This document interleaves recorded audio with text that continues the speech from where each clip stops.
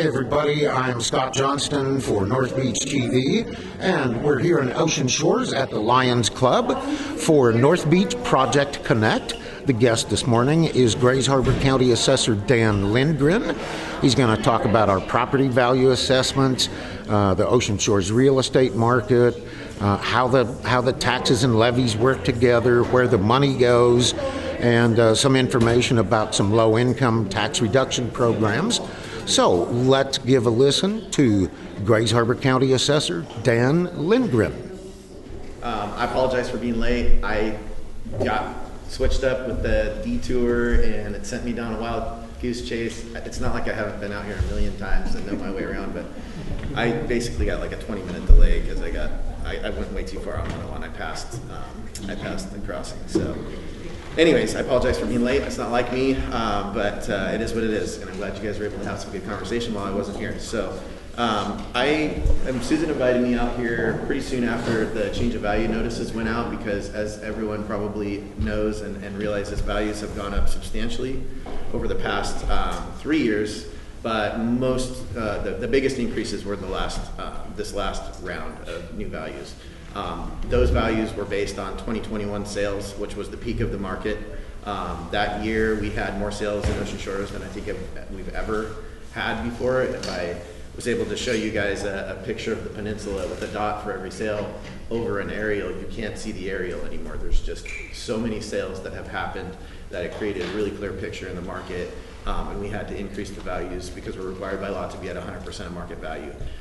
The biggest question that I get from taxpayers that I have gotten since we've raised those values is, oh my God, I can't afford my taxes to go up 20%. And that's the comment that I get. And what I'm constantly educating people on and telling people is that that's not how it works. The system is not designed to have big increases in taxes when there's big increases in values. If that was the case, everybody's budgets that is operated on by property tax would be really fat in times like this when values are up, and then when values go down, they would go bankrupt. And that doesn't happen because that isn't how it works. The way the system works is the budgets are determined way before the values are ever determined. So the taxing districts, like the city, the fire, the county, the libraries, the hospital, the port, all those entities, those governmental entities that you pay property tax to, determine what their budgets are going to be before the values are even determined. So we know what we're going to collect before the values are certified. So it doesn't matter what the values do. The amount of money that's going to be collected for property tax is going to be collected.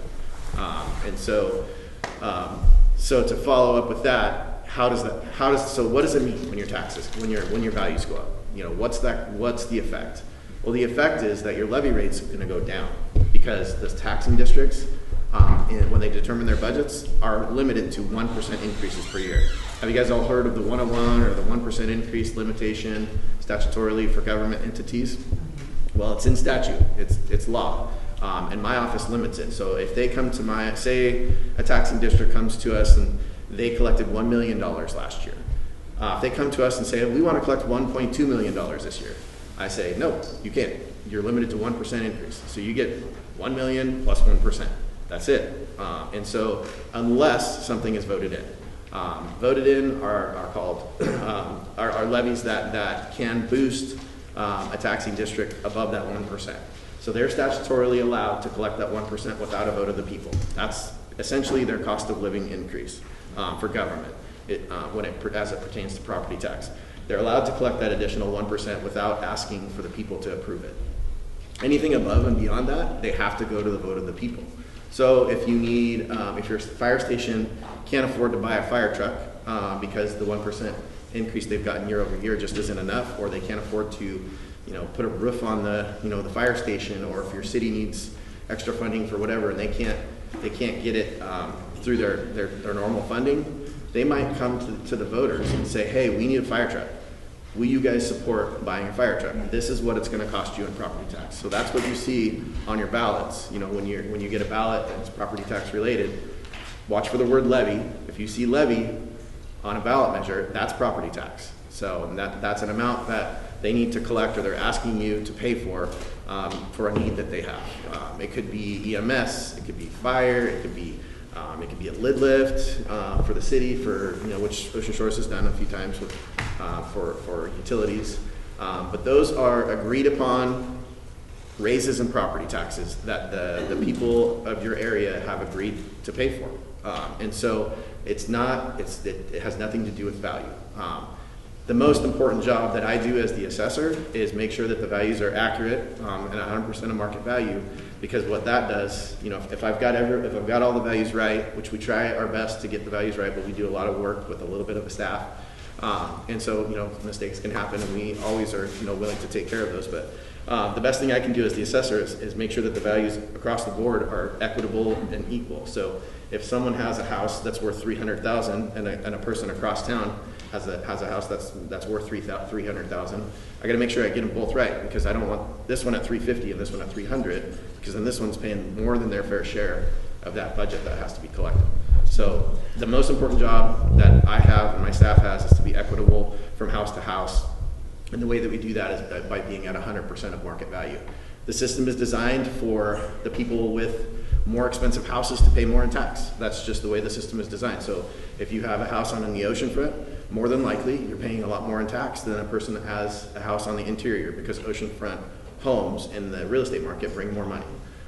So if you have a property that is desirable in the real estate market, you're probably going to be paying more in property tax than someone that has maybe an equal sized house, but it's not in as desirable a neighborhood. Maybe it doesn't have waterfront feature or something like that adds value.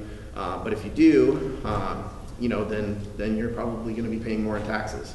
There are some programs in Washington State that are designed to help seniors that are maybe on a fixed income and can't afford to keep absorbing these increases in property taxes, because there are increases in property taxes every year, at least that 1%, because almost every taxing district will take that 1%. They're allowed to. And if you qualify, meaning you're low income, under 40,000, then you can get a discount on your property taxes. And if there's three different levels of exemption: 40,000, 35,000, and 30,000. And you have to be below one of those thresholds. The lower your income is, the bigger discount you get on property taxes. You're also exempted from any voted-in taxes. So say that fire truck that the fire department needs gets voted in. If you're on a fixed income and you're in the senior exemption program, that doesn't cause your taxes to go up. Everybody else pays for it. You don't have to pay for it. What it is, the reason for that is, the program is designed for those on a fixed income to sort of try and make sure that they don't get hit with additional costs because their income is not going up. Their income is fixed. So and we understand that, and our Assessors Association is very aware of the hardships that can happen for people that have been in their home for 30 or 50 years, and they've been retired for 20 years, and their income is not changing, but all costs everywhere are continuing to go up, and it's squeezing them out of their houses. So we actually got the limitations for the senior exemption program raised a few years back. It was down at 35,000, went up to 40,000. Now it's tied to median income. So if the median income goes up, that threshold will go up. So some seniors that didn't qualify in the past, as incomes start to increase, are going to qualify. We also got medical expenses, which weren't allowable to be removed from your income to qualify for you for the program. That was never a thing until 2 years ago, and we got that added. So if a lot of seniors, maybe their income was just right at the threshold or a little over. They had massive amounts of medical expenses. So even though their income was, say, 45 or 50,000 per year, their medical expenses were really high because they had medical issues, whatever they may be. Their real spendable income is maybe down at 30,000, or 35,000, because they're spending $15,000 to $20,000 a year on medical. We got that passed into law a few years ago. Our Assessors Association did, which I'm very active in. We got it so those medical expenses could be deducted from your income. So now those seniors that were just above the threshold, or maybe above the threshold, but have a lot of medical expenses, they can actually get a discount on their property taxes. I do have some actual data for you guys that might be interesting. I'm not following my thing here at all. Yeah, go ahead. Is that a yearly thing? Like 1 year you may have high medical expenses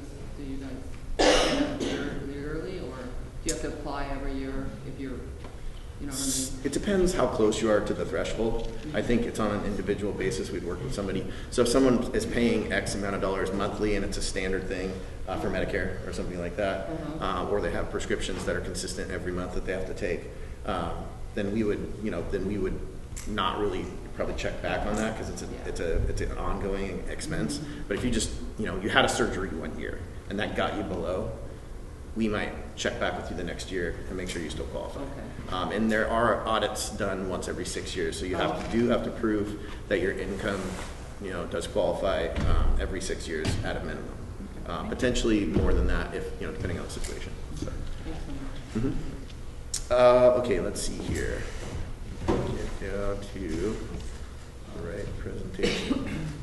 So I did pull levy rates. We just finished calculating levies, and we're about to roll to the treasurer's office, meaning my office not only does all the values, but we do all the calculations for all the tax statements also. So all the calculation work, all the math is done in my office. We create all of the what the taxes are going to be for each individual owner, depending on what district you're in. There's 87 taxing districts in the county.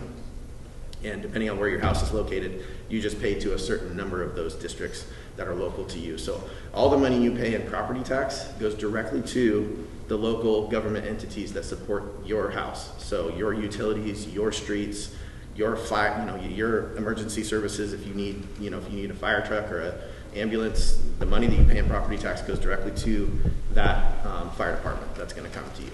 And so that's how it works. We have overlapping districts all over the place. Everybody pays into schools, everybody pays to the county, everybody pays to the port. Those were called your senior taxing districts because everyone pays into them. The hospital districts, everyone pays into a hospital district. But your junior taxing districts are your more localized districts, like your local library and your local, like I said, your local fire department, your local city or county. So that money that you pay in property tax, I believe you do get more value out of that money than probably any other tax that you pay. So the money you send off to the federal government, it's like it goes into a black hole and you're like, well, hopefully they're doing good stuff with it. But at least with property tax, that money that you pay, you can see the fire department that you're supporting. You can see the city hall that you're supporting. You can see what they're doing with your money. You might not like it, but at least you know what's going on with it, and it's supporting your local community. The people that live in your community that maybe work for those places. Did you have a question? Yes, regarding that, thank you, Dan. The hospital district that you're a part of, and that the voters brought into allow it back in 2014. I contacted your office some months ago because I've been trying to work with the hospital to get better services out here. Sure. Expanded services. We're getting nowhere. I'm done.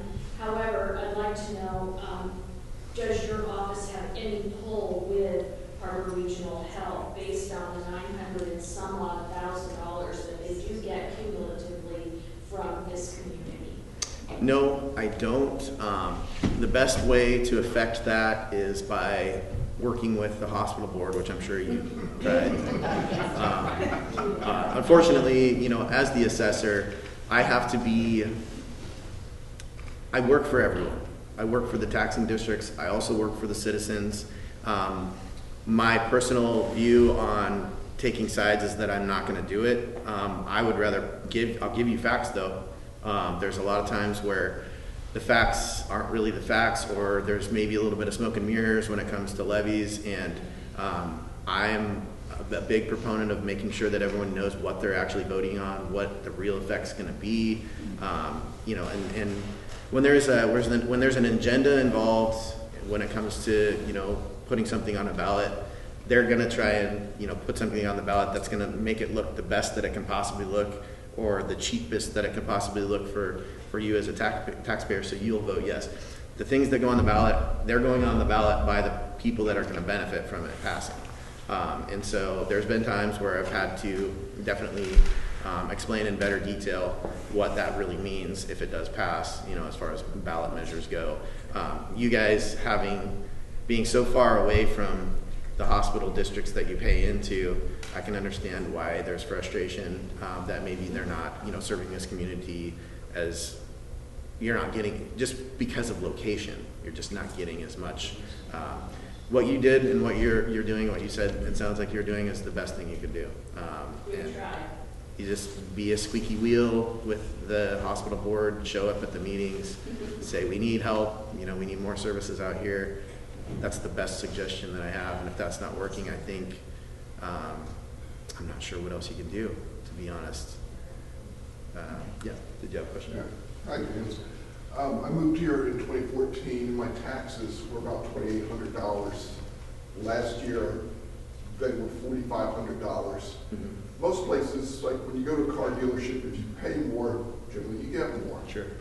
So my taxes have gone up substantially. Can you tell the group what, or me, how I'm benefiting from that extra money? Yep. that I'm paying? So that amount of increase, I would guess there's something more going on than just standard. Have you fixed the house up? Have you added anything? Have you done anything to the property? No, the house is actually deteriorated. I have okay. So there's a couple there that your increase in taxes, I could probably pull it up and look at the actual property and get more detail on exactly what it is. I mean, I don't have to, but it has to be, because we're limited to 1% increases per year by the taxing districts, right? So the taxes can only go up that amount.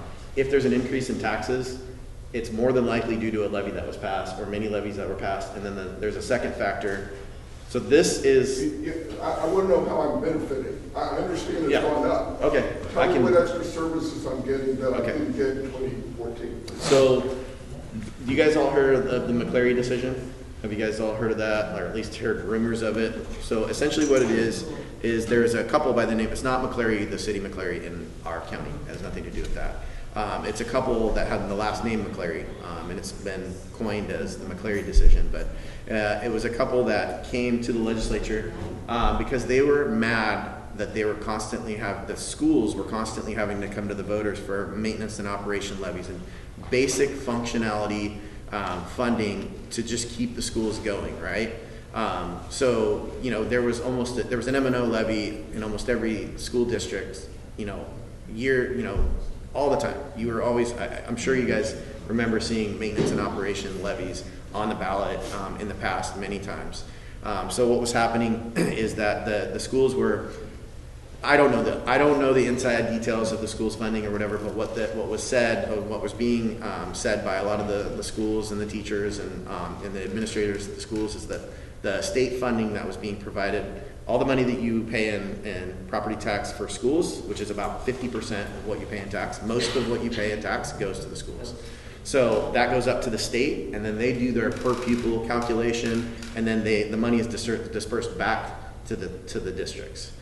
So what the McClearys said was that the Constitution requires that the state adequately funds basic education. That means the buildings have to be maintained, the teachers have to be paid, basic education related things that have to be paid for have to be funded by the state. And so they sued the state saying, why are all these taxing districts having to come to a vote of the people for basic maintenance and operations? Like the middle school in Hoquiam, for example, when they had to do a remodel and repair, they had a bunch of rot in their buildings and the roof needed to be repaired, and I think there was some heating and air things that they just didn't have the funding. They didn't have the money to fix it, but they can't have kids in a school where the roof's leaking and there's mold and rot in the walls. And so they went to a vote of the people to pass a maintenance and operations levy it's an additional amount of funding that the people agreed to pay for to fix that building. And that passed, and they did the work and all of that. So that's just one example of what the McClearys were talking about when they sued the state, saying you're not funding basic education adequately because we don't have enough money to keep the basic, to keep the roof on. And so that's essentially that was what they sued the state for, and they won. And so we had to change, or the state had to change. What does that mean? What do you think it meant? Just take a guess. Had to collect more money, right? So the state was in big trouble there for a while. I think they were getting fined like $100,000 a day for not figuring out a fix for it. And so essentially what they did was they changed. So everything is based on taxes and the amount of taxes that need to be collected, not value, right? So, but for 4 years, it's never happened in the history of property tax that I've been able to find in the state of Washington. They made the state Part 2 levy tied directly to value, and that was not an accident. They knew that values were climbing really fast, and so they knew that that was going to expand the tax base on the state Part 2, right? So values are going up 20% a year, roughly, for the past 3 years. This last year, some areas were 30%. So it bumped the tax base for state schools up enough. They did it for 4 years, enough to where now they've got adequate funding, and the local states, the local school districts now have enough funding to where they don't have to come to a vote of the people. But it caused everyone's taxes to go up for 4 years in a row, up. It didn't have anything to do with the values. It had to do with the McCleary decision. So if the McCleary decision hadn't been in place, then that tax base wouldn't have been expanded, and those additional extra taxes would never have been collected. But now they're going to be collected forever. So they permanently raised the floor for taxes up. And so that's why you've seen over the past 4 years, if you look at your state Part 2, that's all additional taxes that we never had to pay before. And it's a result of the McCleary decision and the state being sued and losing and having to fix it. So hopefully now the taxing districts, the school districts won't have to come to the voters all the time asking for additional funding, because now they're adequately funded. That is one reason that that's a long answer to his question. That is one reason that your taxes have gone up. The other reason would be levies that were passed. I mean, I have one that you guys just passed, and it passed overwhelmingly. If this hadn't passed, your taxes would have gone down, which was an EMS levy. You guys just passed. It passed by, it was 69.55% to 30%. The EMS levy, yeah. If you hadn't passed that, then your taxes would go down. But I know you guys probably want your EMS, your medical services to be strong. I think, especially out here, because you've got an aged population. There's going to be a lot more need for EMS services in Ocean Shores than there is, say, in a different. Everybody's grumbling and mumbling, Dan. That was not on the last ballot. That's what you're all saying, right? You're all That was our EMS goes on our damn water bill. right. That's the ambulance fee, Dave. The EMS levy is different. Yeah. Yeah, there's multiple funding sources for some entities. Like the county gets money for property tax, but they also get money for sales tax, for example. Well, so you told me that our schools are better off. Are there any other things that extra $1,400 a year I'm paying? I would have to look into yours specifically to I see. know our roads aren't better. Yeah. That's something you gotta ask your taxing districts. They're the ones that get the money. I know what they get, but I don't know what they're doing with it. Yes. That's out of my scope. Well, here's what I see. Yeah. The retirements of all the government employees go up. They get pay raises. That people that are on fixed income goes up. Mm-hmm. And yet we're told we're not paying enough. When we ask why isn't the lake cleaned up, why aren't the roads better, why don't we have better law enforcement, et cetera. Mm-hmm. Those people get more year after year after year, and the burden falls on us.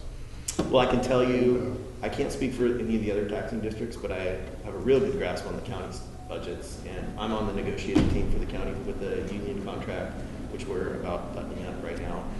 And I can tell you that, just like I said, we get 1% increase as a county government per year. We're on a fixed income too.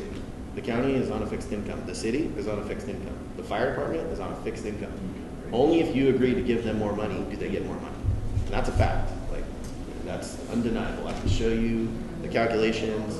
So the county is on a fixed income. I know that, the thought or the rhetoric that people constantly say is that government is fat and they got all this extra money, values went up, now they've got a windfall of extra money. That's just not true.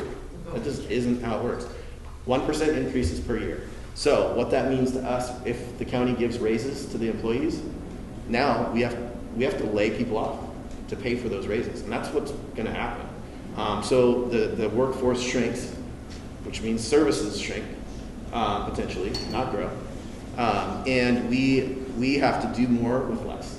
So we have to find ways, my office particularly, I can tell you what I'm doing. I just got an $84,000 cut to my budget, contra to my budget, because we don't have enough money to pay for the existing services because costs are increasing for government just like they are for you guys as employees. So, playing devil's advocate, and I'm like in the position, I'm losing money. I'm going to lose an employee. I still have to do the same amount of work. I'm going to lose a staff member. In February, I have somebody that's leaving my office. So in order for me to handle that budget cut, I can't fill the position. I understand that. Yeah. So I deliver meals here for people that are low income. I know people that don't eat on a weekly basis. You're losing something, maybe a computer here or there goes. Talk to Susan, go with Susan, visit some of these people. Oh, I know that there's issues. Or they give up medicine. So, Yeah. Dan, you know this assessment that we received Yep. what's the time frame for this?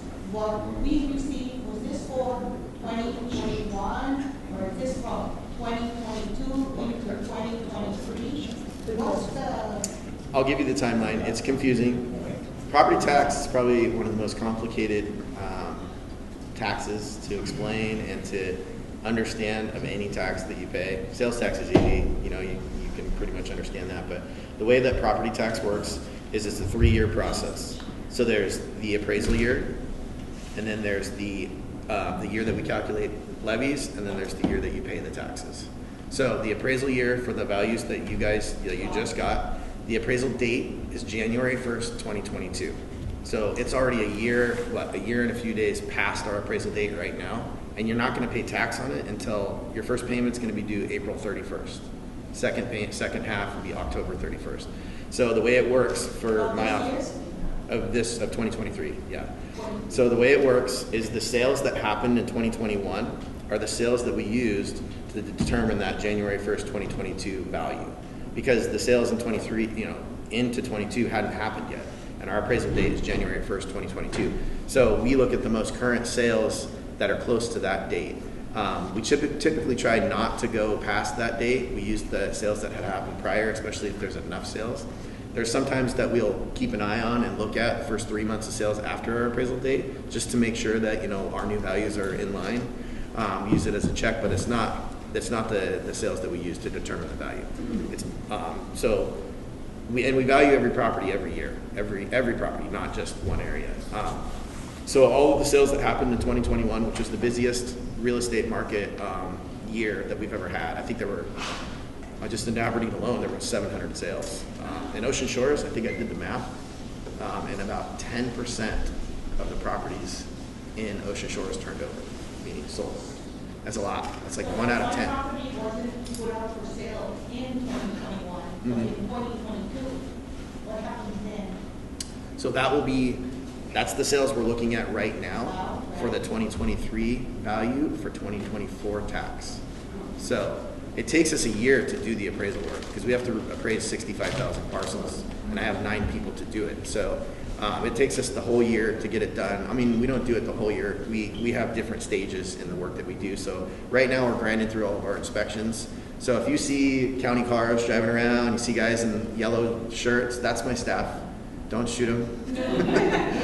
They're good people. They're just doing their jobs. If you see them wandering around your property, just say hi to them. You can check their ID if you want to. They'll always have ID on them. There's a county logo on their back. It says Assessor across their back. The car has a county. We'll always have a county logo on the doors. You gotta do a trespassing sign in front that we need to stay out. Well, not necessarily. We might come knock on your door, and if you don't answer, we're probably not going to walk around the house because, we respect everyone's privacy. We don't want to be invasive to your privacy, but the important thing is that we get the value right. So we want to make sure that we see the house, front side, back side sometimes, especially on the canal. A lot of the houses don't look that great from the back, the front, like with the drive-up side. And you go to the back, and you got all these big windows and a huge deck, and so we kind of sometimes, especially on the canal, like we want to see with the back side of the house or oceanfront. Sorry, you got a question? What's the criteria on the appraisal? Do they don't follow, like they have a spreadsheet, they follow and check off things? Yep. So Specific specific thing that they have to follow?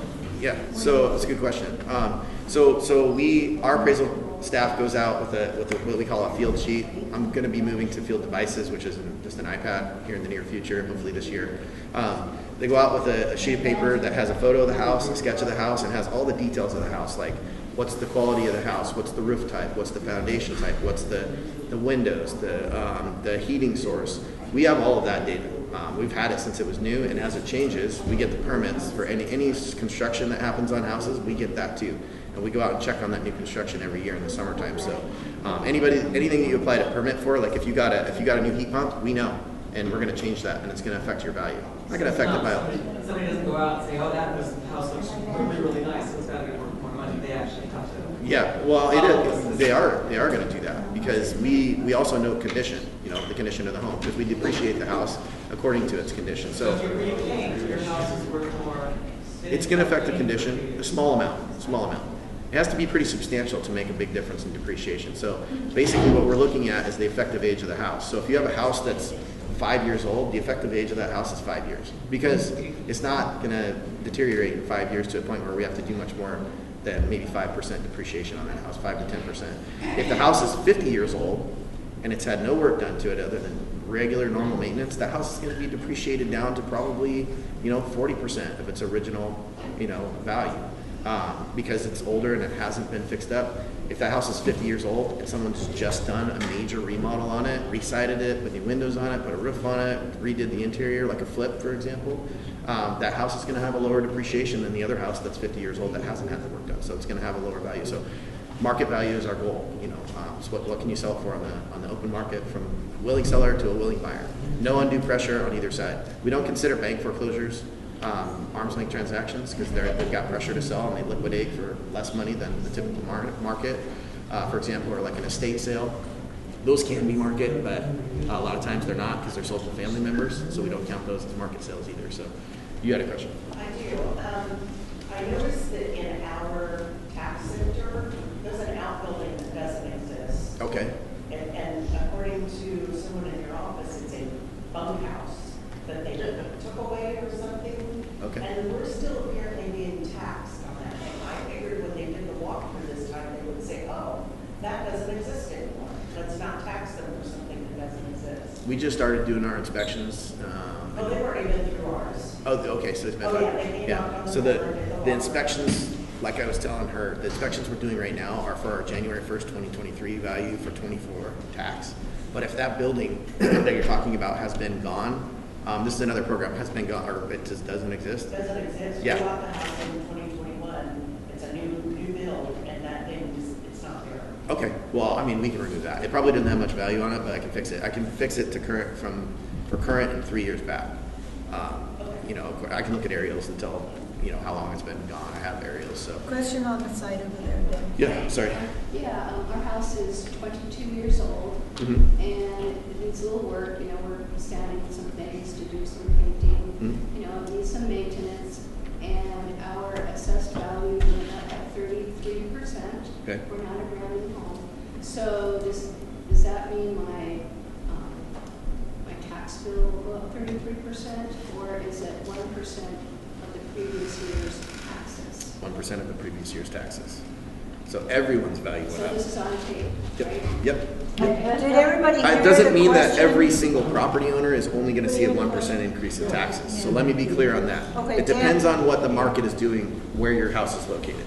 So if, let's say, you're on the canal and the canal properties went up in value more than the interior or the oceanfront, well, your taxes are going to go up a little bit, and potentially theirs might go down a little bit. It depends on what the market's doing.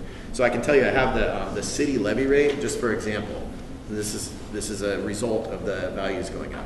Last year's, I just had Brian text it to me. We literally just calculated it. So I said, hey, send me the current rates. So last year's levy rate for the city, which means this is the dollar amount they get per $1,000 of assessed value. The city was getting $1.90 in 2022 tax collection year. So last year. This year, they're getting $1.45 per thousand of assessed value, which is a 25% drop in the levy rate. So that's an example of what's happening. and it's a result of the values going up. So values go up, levy rates go down. They don't need to collect as many dollars per thousand of assessed value to hit that 1% increase. So that's what happens. The total levy rate, well, this will be interesting for you guys. Inside the city, in 2022 was $8.45 per $1,000 of assessed value. So that's city, fire, everything, right? And you can do the calculations. You guys can write this down if you want to. $8.45 is what 2022's collection was for every property owner in Ocean Shores. So what you do is you take your assessed value, you divide that by 1,000, and then you multiply it by this levy rate that I'm giving you, and that gives you your tax. Say it again, Dan, so everybody can write that down. It was $8.45 in 2022 tax collection year. And the way you calculate it? And the way you calculate it is you take your assessed value, your new value, what's on your cards, you divide that by 1,000, and then you multiply it by this levy rate that I'm giving you, which for 2022 was $8.45. Anybody have any guesses on what it did in 2020 for 23 collection? No? It went down because values went up. So it's going down to $6.53. Well, $6.54. $6.54.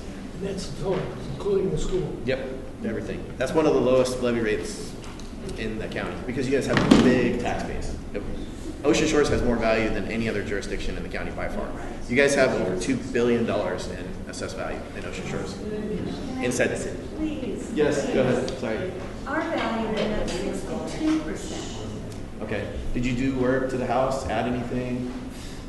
Not since 3 years ago. Okay. Yeah, 4 years ago. Yeah, I mean, like I said, it depends on And where. when we called, she goes, "Oh, you're on his now." Yeah, but 62%. I mean, Yeah. and we've already put in paperwork For the appeal? Yeah. Well, good, because we want to take a look at it. And mistakes can happen. They don't happen very often, and it's rare that we lose a court case.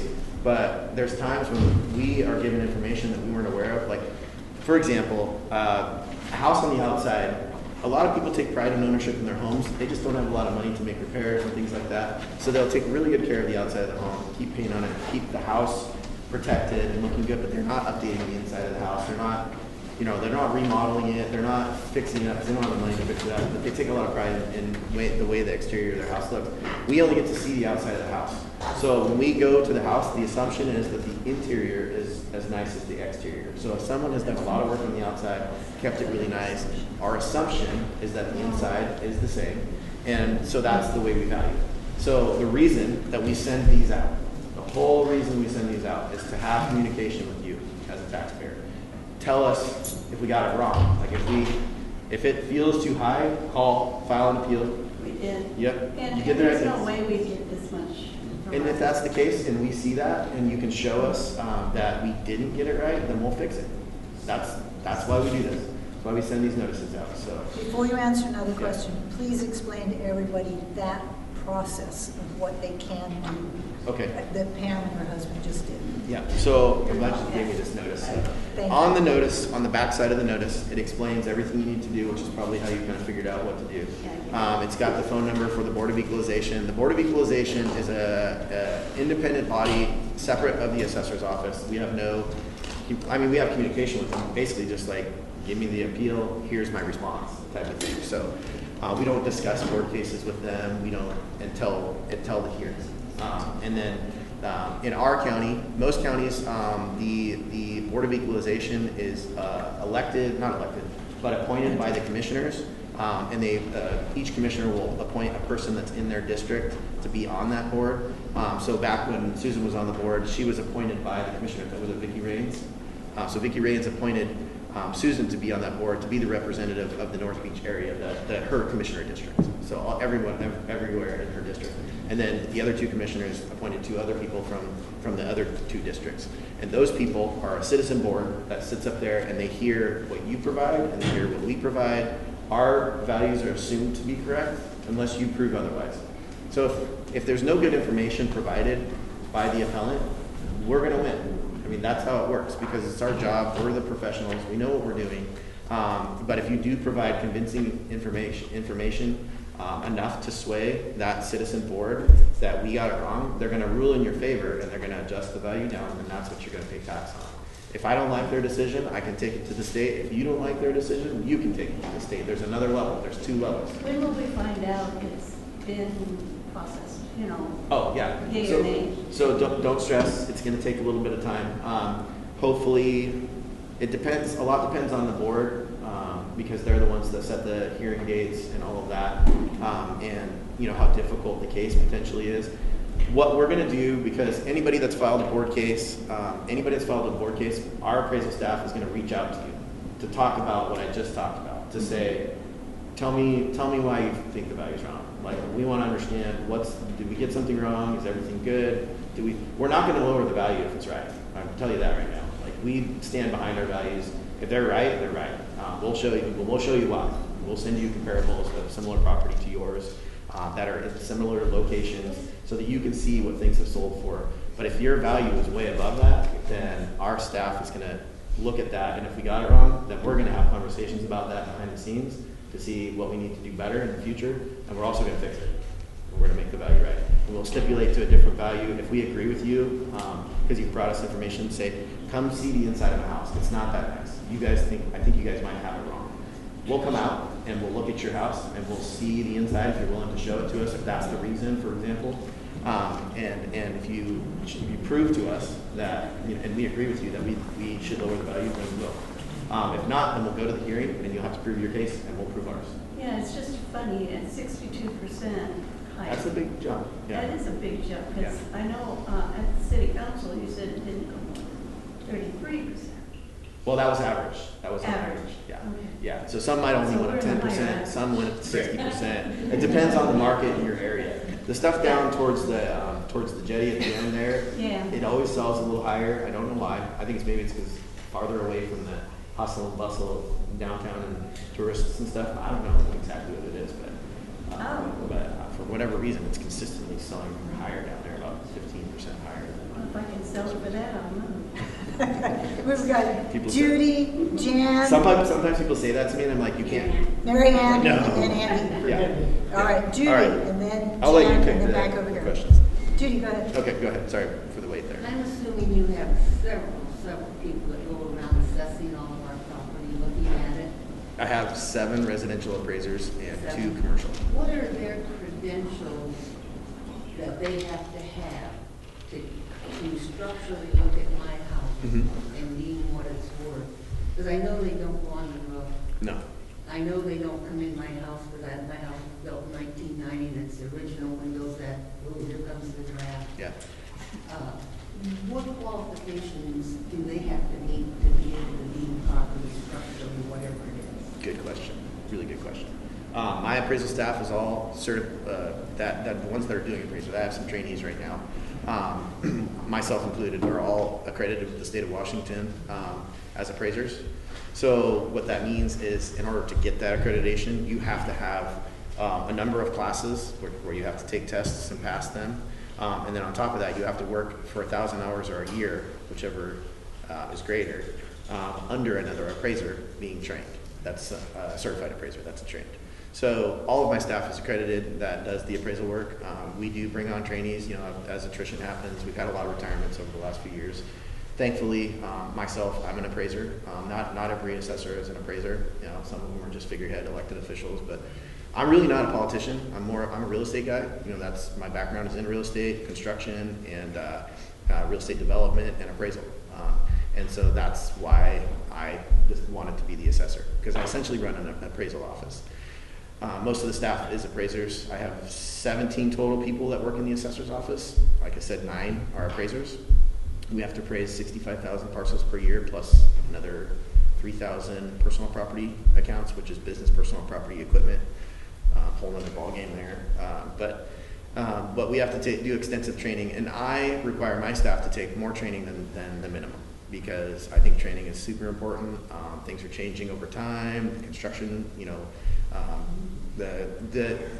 you guys will laugh at the requirements for continuing education, because I think it's laughable myself, but it's after you're accredited, it's only 15 hours of continuing education every 2 years, which to me is ridiculous. But My staff does a lot more training than that. So we train in everything from mapping to surveying to real estate law to lease, the way leases work, quality of construction, every gambit of real estate. My staff gets continuing education on that as classes are available. There's different classes available each year. We have, through the Department of Revenue, who has oversight over all assessors' offices, they put together a training schedule of different classes. They're internationally recognized classes for assessing officers. So yeah, there's extensive training. They're very well versed in appraisal and understanding what affects value. We study it all the time. I have 2 full-time sales analysts that all they do is study the market and study what's selling. So they're pretty much in the office all the time, and my field appraisal staff goes out, gathers all the characteristics of the properties, notes the condition, gets new photos, comes back, and then they work with the analysts to determine the final value. So. Yeah, before we go to Jan, who had her hand up next, could you please share with everybody the Tax Sifter website, what that is and how they get to that? Okay, so Tax Sifter, when I started, I was elected in 2015, was my first year. January 1st, 2015 is my first year. And we, at the time, had a really antiquated public-facing website and that didn't have a lot of information available. The mapping part was terrible. And our internal software wasn't able to handle manual assessments because in 2014, the law was passed that we used to only value properties every 4 years. Does everybody remember that? Yes. Like your value would only change once every 4 years. And so the common sentiment is that the assessed value is not really the market value. And and that's true, it was true when we were on a cyclical valuation. When we were every 4 years, your values were typically off because the real estate market tends to slowly, gradually climb, right? Sometimes there's these drops, sometimes there's these skyrockets, but as a whole, over time, if you look at a 30-year pan, it's a pretty straight line that just slowly goes up. So what happens over a 4-year period of time, we come out and do the appraisal, say your house is valued at $150,000, right? 4 years later, it's not still worth $150,000, but our values were the same for 4 years. 150,000, 150,000, and then we would come out and either do like a really big jump increase or a big drop decrease because we were only bringing you up to market once every 4 years. Well, the legislature passed a law, like I said, that went into effect in 2014 that we had to be assessing every property every year. So that means instead of having these big jumps and big drops or whatever, we're like steadily doing increases or decreases because we're doing it annually. Can you imagine if we were on a 4-year and it was just before the increases started happening and then we had to do an appraisal 4 years later? Everybody's values would have doubled and tripled. Some did double, but anyways, that's a change that happened to make it more gradual, to help people to understand it a little better. But what it did was add a whole lot of extra work for my office. And so part of being able to handle that was upgrading our software system. Another long answer to a short question. Part of us being able to handle that increase, so we had to, we were appraising anywhere from like 15 to 18,000 parcels a year. We had to go to appraising 65,000, from 18,000 to 65,000. And our system that we had at the time could not handle that. It didn't have mass update capabilities, and it was really old in-house built system. It worked decent on the cyclical county, or the 4-year valuations, but it wouldn't work for the annual. So when I got elected, I knew we needed new software, so it took me about 2 years to procure, get the funding for, and then move to a new software system, which is MapSifter, Tax Sifter. It's called TerraScan T2. It's the system we use. There's about 7 or 8 other counties in the state of Washington that are on the same program, including Pacific and Mason County, which is one of the reasons I chose this software. So that we're, the neighboring counties can work together when we have issues, that are software related. We can bounce off them if we have a question like, hey, have you guys ever had to deal with this, that type of thing. So inevitably software has issues, and camera systems are very complicated and in depth with massive databases attached to them. And so part of that new system was a new website, which is Tax Sifter, MapSifter. I'm sure everybody's probably either seen it or been on it or uses it on a regular basis. I will tell you, I wish I had the projector because I could give you a quick little tutorial, but our MapSifter, Tax Sifter is just the public-facing informational website. You can look up anybody's property, see what they pay in taxes. You can see what the details are of their house, a photo, a sketch, and a lot of that information wasn't available prior to 2017. And you can get the sales searches. Yep, you can look at sales, you can do sales search, you can search by Ocean Shore City, and you can see all the sales that have happened. I tell people the best way to look at sales is to go to your property on the Map Sifter website. So there's Tax Sifter, which is all the information about a property, and then there's Map Sifter, which is the map side where you have the aerial image and you can punch in your parcel and it'll give you an outline of it and you can see where you're at. If you go to the legend bar to the lower left and click on that, it opens up layers that you can turn on in that map. And if you turn on the 2022 sales, or 2021 sales, you'll see the sales that we use to determine your value, and they'll be highlighted all around so that you can then click on that parcel and see more detail about it if you want to, but it'll give you the date and the sale price and the parcel number right there on the map if you turn that layer on. What's So the you, address? what's that? What's the website? It's Map Sifter. Grace Harper. Great. Yeah, Map Sifter. Sifter. Yeah. Susan knows how to get to it really easily, so if you have troubles finding it, just email her or myself and we'll give you a link.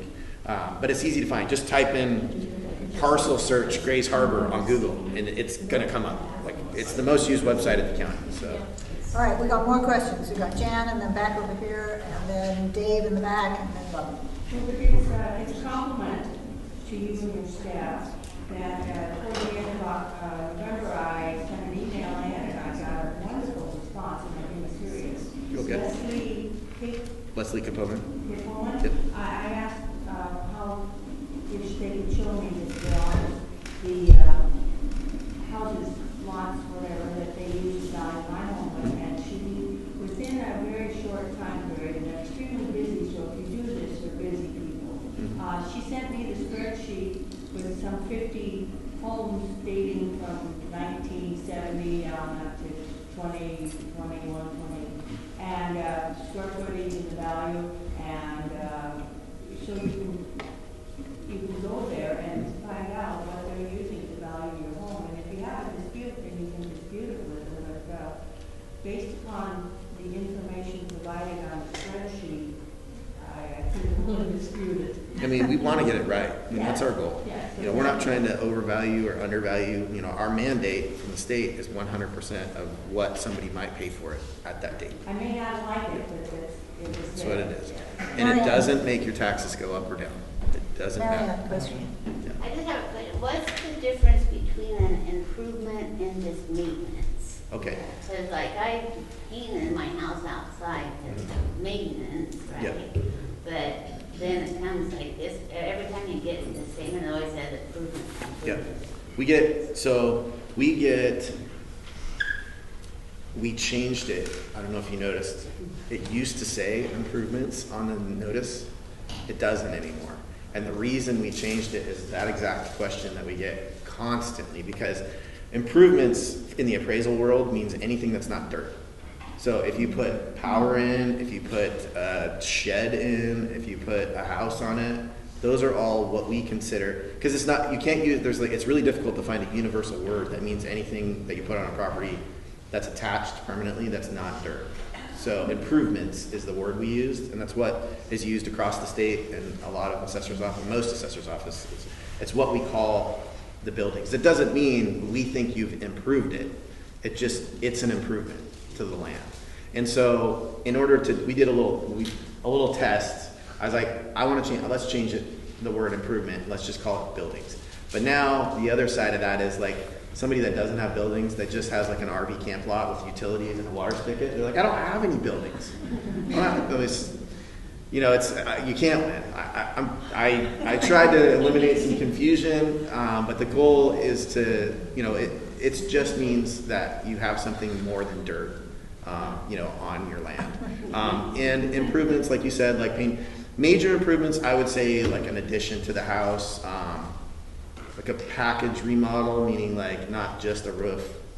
Just a roof isn't going to add a whole lot of value because it's normal maintenance, but it is going to add a little bit. It might change your depreciation by like 5% because now you've just extended the life of the house by putting a new roof on it. If you didn't put the roof on it, it was going to cave into itself and start, So it's gonna add a little bit, but more so, you know, the things that we get building permits for that are substantial are the things that are gonna add value. Like if you did a heat pump, windows, siding, and a roof, it's gonna add some value because you've substantially improved that house. And you've extended the life of it. The effective age of it has been brought down, and the useful life has been brought up. And so that's gonna add value, just like it would in the, so if you think about it this way, because this is the way we think about it, if it's gonna add value in the real estate market, if you're gonna sell it, it's gonna add value and assess value. So if you do something to the house that is gonna make it more saleable for a higher price, then it's gonna add value and assess value, and it's gonna add a little bit of tax. I should mention, because I didn't mention this, I just thought of it, the limitation on budget increases, that 1% cap that the districts are limited to, there is an additional amount of money that they get, and that's due to new construction. They get whatever the current levy rate is. If someone builds a new house, they've now got to build, you know, they've got to maintain roads for the people that are going to live in that house. They've got to provide schooling for the kids that potentially are going to live in that house. They've got to, you know, all the services that they give you guys, they're going to have to now add, they've got more people to now serve. Fire department has one more house that they might potentially have to fight a fire in. And so they need funding to compensate for that additional home that's been built. And the mechanism in place to add that funding is the new construction amount that they're able to add. So whatever the new construction amount is that we come out and pick up, you know, all the new houses that we pick up, all that value is calculated against the current levy rate. So like in last year's case, it would be the $8 and whatever it was, I think $8.45. They get that additional amount on top of the 1%. But that doesn't cost you anything because the new person that built the house pays it all. So it's additional funding for the taxing district, but it's not additional tax for you. It's not a percentage. No. And what's the new percentage? Yeah, $6 and what is it? $6 and $6.54. Yeah, total assessment or total tax. Dave, you had a question? Yeah, I got a couple of them actually. Yeah, maybe that's 3 questions. I got one. You only get one. What? Okay, first of all, I also the sheds under 200 feet or that are just sitting there, they're not permanently attached to anything on posts in the ground. I didn't think that those were taxed. They are. They are. Yeah. So you don't have to get a permit for a shed that size, but it doesn't matter for assessment purposes. You don't have to get a permit for a shed over 200 feet either. Yeah, you do. I think isn't it like 180 or something? Every jurisdiction is different. Anyway, my other question is, you know, you say everything's fair, everything's extra, well, I don't buy it for a minute. You know, I just don't, you know, because I tear that map sifter and tax sifter thing apart every time I look at it. I can't ever make heads or tails of it. You know, because I visited you once, not too long ago, and you know, when I look at places, I live in a little 700 square foot house that ain't on water, ain't on anything but a busy street, and I look at my place, and I know that my property tax, and my place was built in 2019, I pay more property taxes now, I should say for 2022, than I did my first taxable year of 2020, full taxable year. And of course values, I guess, have gone up a little bit. But then I look at places like, I brought to your attention before, like for instance, the Brunstads. They own all of the Oi Hut development. They have a nice little hovel right on the bay. They built theirs in 2019 too. Their value has also gone up every year. Not much. I mean, I couldn't buy that lot for the 100,000 you say it's worth. But you say that they're, for instance, they're in 2019, their house right on the bay was only worth 520, and then in 2022, it was worth 603. Yet when you look at the taxes of their place, their taxes over the 3 years, they were paying 57 in 2020. Now they're paying 5,100 in 2022. Theirs goes down, mine goes up. I got nothing. And of course, because the Brunstads don't know how to build houses, I guess, their house is also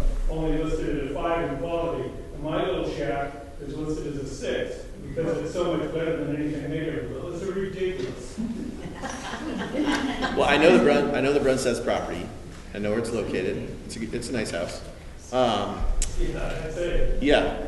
The reason that their taxes probably didn't increase, or their value didn't increase as But this, did increase. Their taxes at the same rate as other houses, is because there's a cap. There's a ceiling on what houses will sell for. So you can overbuild, you can underbuild. So this is one of those factors that would maybe make one person's taxes go up and another person's not. If you're on the bay and you've built this really nice house that's basically nicer per square foot than other houses in the area, there's only so much that even in the open market that someone's willing to pay. It's just, you can build the Taj Mahal in Ocean Shores, and it doesn't mean that you're gonna get that value or that money that you spent to build that house, because the market won't bear it. There's not a buyer out there for it. In that case, maybe there is, maybe there isn't. I don't know exactly what the factor is there. I'd have to look at it exactly, but I'm thinking that that one might be, hitting the ceiling. It's around $600,000 for a bayfront property. There's not many. We don't have sales to support a higher value than that. I have gobs of sales for 900 square foot houses, and I'm sure you can see them and see that they're selling for what yours is assessed for. There was a house on Duck Lake last year sold for $1 million, over $1 million. Yep. There's a house that they just built on Way Hut on the same street as mine, on the canal. Mhm. They just sold for $900,000, and you're not gonna tell me that their house sitting on the bay is worth $600,000. That house isn't very big. I know how big their house is. Yeah, how big is it? Okay, well, Yeah, it's not very big. Those houses that are selling for $1 million are huge in most cases. Per square footage makes a big difference in the value, so. Go ahead. 2208. Their house is 2208. Okay. I'd like to know, bottom line, when you send a check to the school district here, what was the amount of the check that goes to Shalice, to the business office? What was it in 2021, and what is going to be the check for 2022? I don't have the answer to that, and the reason is because we don't cut that check, and neither does our treasurer. In the cases of schools, the money is sent to the state, and like I said, it's dispersed according to like the per paper count, whatever their calculation is. OCIO makes that decision, so if you contact them, they can give you those exact numbers. And then do you have a check that was cut to Ocean Shores and our city council just, I can give you that number. okay. Yep. I don't have it handy. I'd have to email it to you. I have to go in and pull it up. Do you want it for this year or? I want to know what it was previous 22? and this year. Okay. I want to know what the increase that why they're asking us for more money all the time. I want to know what they're getting. Can you email me? I'll give you my email address, Absolutely. and then I'll send it to you. It's D Lindgren, and that's DLINDGREN at graysharbor.us.